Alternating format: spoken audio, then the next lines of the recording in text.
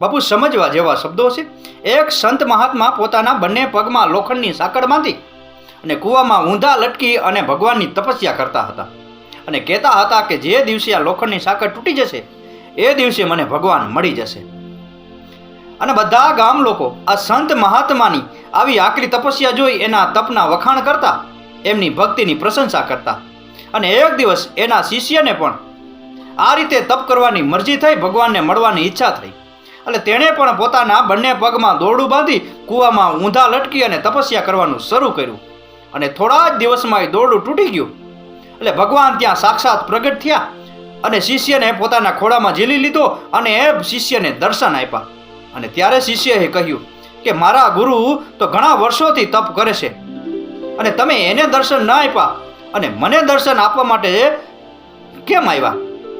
અને ત્યારે ભગવાને કહ્યું કે તારા ગુરુને મારા કરતાં સાંકળ ઉપર વધારે ભરોસો છે અને તને એ દોરડા કરતાં મારા ઉપર વધારે ભરોસો હતો, એટલે હું તને દર્શન દેવા આવ્યો. અને બાપુ આપણી ગુજરાતી ભાષામાં કહેવત છે કે વિશ્વાસે વાણ હાલે.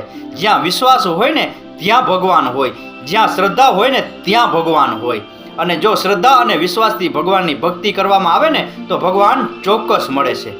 અને એટલે જ કહું છું કે ભક્તિ કરો તો શ્રદ્ધા અને વિશ્વાસ રાખીને કરજો, બાકી ભગવાન સિવાય ક્યાંય વિશ્વાસ ન રાખતા, નહીતર ભગવાન નહીં મળે.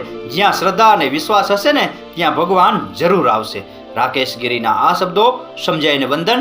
આપનો દિવસ શુભ રહે. મહાદેવ હર.